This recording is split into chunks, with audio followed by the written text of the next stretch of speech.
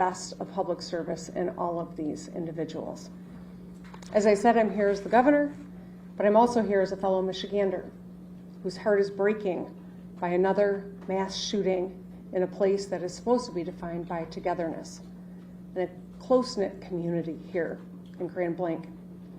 As a state, we know the pain of this too well.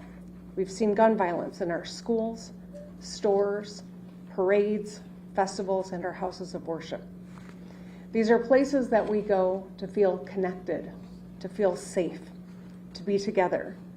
But today, this place has been shattered by bullets and broken glass. And this might be a familiar pain, but it hurts all the same. Every time. We cannot keep living our lives like this. I know that this community is reeling right now, and I want you to know that the state of Michigan has your back. Your grief is our grief. I ordered flags lowered statewide, and I spoke with President Trump yesterday, who wanted to share his condolences. We will be here every step of the way and coordinate a full response with our local and federal partners. Folks here at the township, at every level, have been working closely together. If there's one thing I know about Michiganders, it's that we get through hard things together, and that's who we are. That's how the good people here at the Grand Blanc Church of Jesus Christ of Latter-day Saints live their lives. They worship together, they sing together, and they serve together. And that's why I was so proud to see powerful statements from interfaith leaders across Michigan denouncing this attack on a house of worship. They grieved for this congregation as though it was their own. They spoke with one voice for the basic principle that we all believe in, that you should be able to pray in peace in our state, no matter who you are. I know that in the hours and days ahead, we will see the best of Michigan.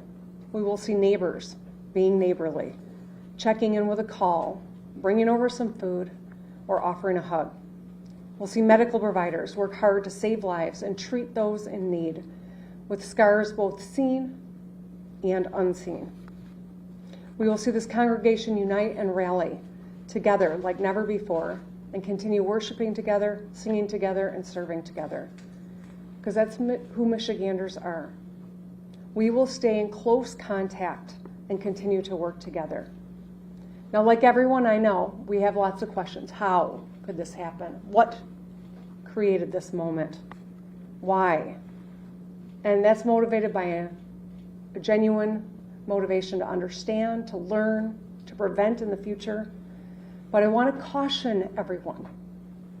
While we are working hard, while the good men and women who are working hard are doing so with due diligence, at this juncture, speculation is unhelpful and it can be downright dangerous. So, just ask that people lower the temperature of rhetoric. Keep your loved ones close and keep this community close to your hearts. Let's keep doing the work together. Let's be kind and let's love our neighbors. Thank you, and now I'd like to introduce the head of the Michigan State Police, Colonel James Grady. Thank you, Governor, and good afternoon. This community has been greatly impacted by yesterday's events. We are offering our deepest condolences to those affected by this tragedy. This horrific event is something that this community has never experienced. It is important at this time that we come together to support one another in this time of grief.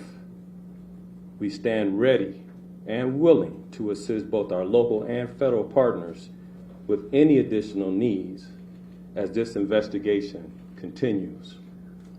The Michigan State Police immediately responded alongside our public safety partners to secure the scene, provide support to our neighbors, with our emergency support team serving search warrants, the bomb squad and K-19 sweeping numerous locations for evidence and explosives.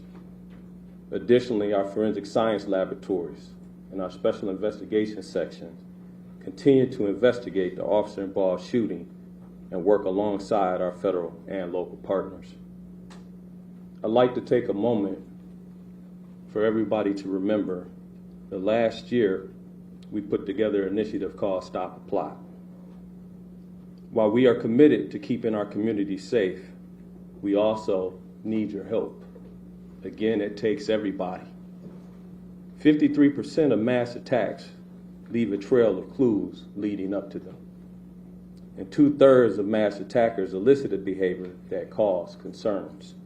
So we are asking our communities to stay vigilant, and if you see something suspicious, please contact local law enforcement or 911 immediately. We will keep the family in our prayers here at MSP as they continue to cover and we work together. Thank you for your time. Next up, we will have from the AT. Thank you. We will have ATS Special Agent in Charge for Michigan, James Deere. Thank you, Ron. Good afternoon. My name is Jim Deere with ATF. I'm the Special Agent in Charge for ATF Michigan.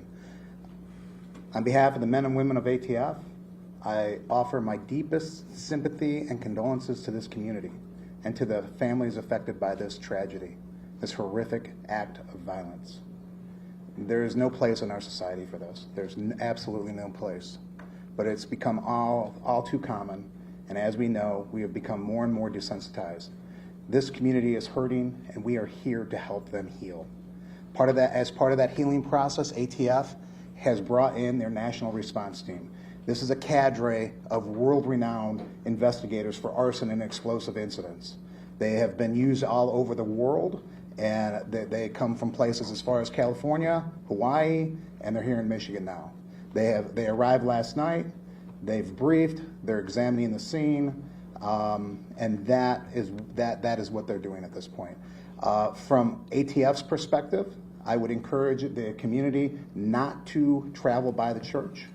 Those roads have been blocked off and access is controlled. While that might be a little disheveling for folks, we need that scene security for our investigators as they dig out this scene. So with that in mind, that's our ask for the community. We are also looking at the improvised explosive devices that were recovered during this investigation and looking towards that end as well. I need to introduce the acting Special Agent in Charge for the FBI of Detroit, Michigan, Reuben Coleman.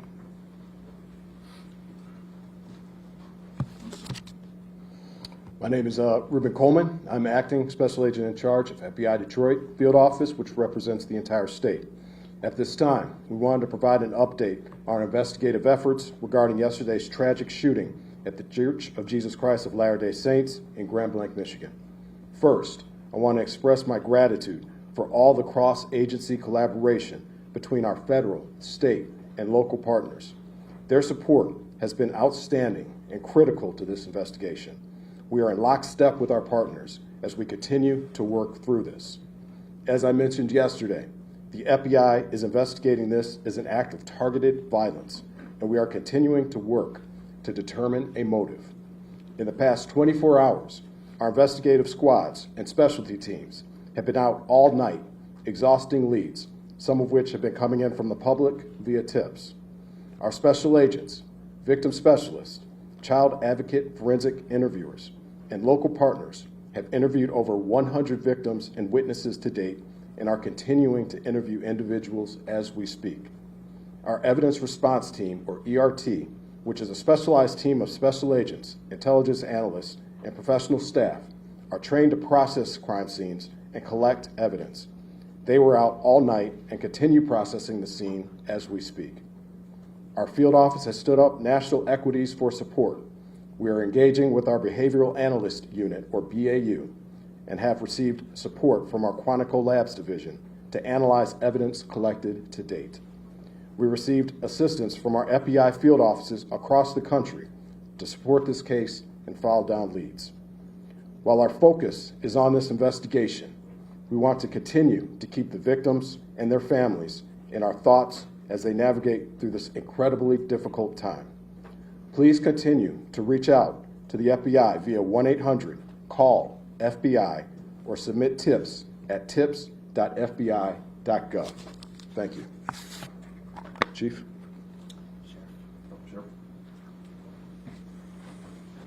You prepare in peace to perform in chaos. I saw it live. I saw what you trained for, what you planned for, and then reality hit yesterday morning in a bright sunny day when people went to worship. But what I also saw is every level of government law enforcement work together for the good of the people.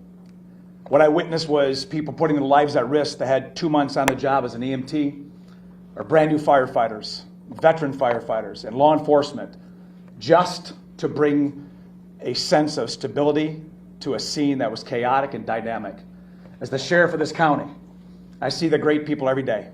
But I want this community to know that those ranks and those agencies that were mentioned before me, we worked together. We worked in concert, and we did the job. And there's more to do. I will tell you, the sheriff's office dedicated every county sheriff medic that we had available, patrol, investigators, we did interviews, emergency management, whatever the task was needed. The sheriff's office worked with everybody that you heard and many that you don't know to bring justice and also order to this scene. But I will tell you, the days are continuing. We have 31 marked cars on as we speak, making sure schools that are in session, in churches that are planning Bible studies, regardless of faith-based, that they will be protected. Anybody who calls in, we will be there like other law enforcement to settle the community and bring a sense of calmness to people. There is an uncertainty, but law enforcement, especially this sheriff's office, will bring that to you. I will tell you that there are noble heroes who do not wear a uniform that went to that church yesterday. You're going to hear their stories as we lay out this case with law enforcement, but I will tell you this, those heroes from that church did their job. And it was led because of a police department. So law enforcement from this township is led by a chief who demonstrated leadership right out of the gate.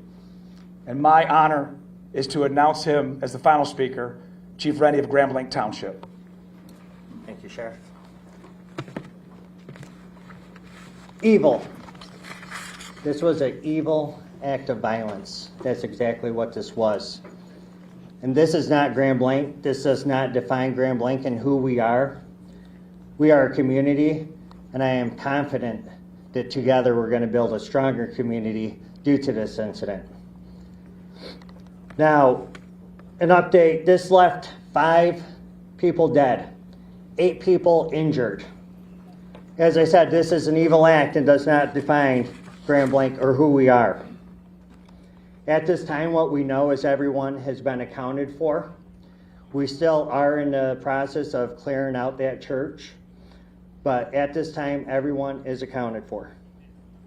We ask that you stay away from the scene. Let us work to clear this call so then we can get back to normal. That's what we all want. Grand Blanc Township police officers, the community of Grand Blanc Township, we're hurting. And we know that you are hurting as well with us. I want to remind you that we had the Family Assistance Center open.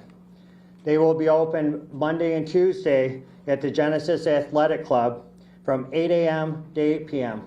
That address is 801 Health Park Boulevard, Grand Blanc, Michigan 48439. Seek service, let's come back together and be stronger together and better. I'll open it up at this time for any questions. Sir. I have a question. When it comes to the act of violence, can you define why it is considered an act of violence and not something more serious like terrorism? I will let Agent Coleman speak to that particular question. Yes, as of right now, we are calling it an act of violence as this is an investigation that is continuing. We are continuing to receive leads. We're continuing to run down all information. And once we're able to ascertain definitively what we have, that's when we'll make those statements. But as of right now, this is an act of violence. Thank Can I you. follow up on that, please? You called this an act of targeted violence. Can you tell us who you believe the target was? A specific person, the LDS church, another group? Well, as of right now, again, as this is an ongoing investigation, what I would say is when I say targeted violence, I mean targeted within our state and within our community. Right now, what we are here for are the families and the victims, and we're going to work diligently in order to make sure we can bring closure for them as well. So can you just clarify the motive? There was some chatter that the suspect's ex-girlfriend was a Mormon or something of that nature, chatting online about that. Is that something that you can speak to, or any possible motive? That is something I cannot speak to at this point in time. We heard that someone was arrested after driving through the barricade near the church. Can you share any information on that, why they were arrested, maybe what their intentions were? Yes, Chief? Yes, I could speak on that. Yes, there was an incident out there. We are still in the process of investigating that incident, whether or not it's related or not. I could tell you that we do have a 21-year-old person in custody for that incident right now. Does the suspect have any prior criminal history or no contact with law enforcement? Are you talking about the suspect from yesterday or today? The suspect from yesterday. The suspect from yesterday has been arrested by law enforcement in the past. And the 5 dead, does that include the suspect, or is that The another? 5 dead includes the suspect. Can you give any details on what those prior arrests were? Burglary and OWI. Where, what agencies?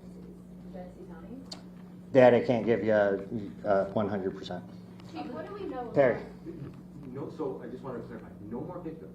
You searched the church and We have not completed search in the church, but as we know, everyone has been accounted for. That's going to be all the questions that we answered today. If you this is our last press conference. If there's other pertinent information that develops, we will let you guys all know and post that on our social media account, Grand Blanc Township Police Department Facebook page. Thank you.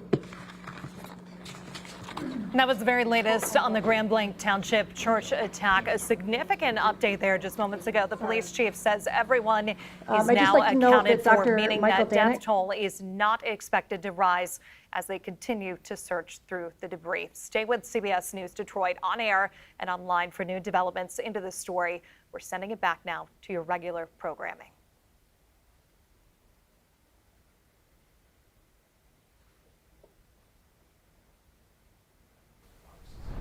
All right, we check in now with next weather meteorologist Karen Carter. Karen, warmer than we should be. We're seeing moments ago that press conference that just wrapped up out of Grand Blanc Township. But as soon as we work this out, we will check in with Karen, who's been talking about us being unseasonable.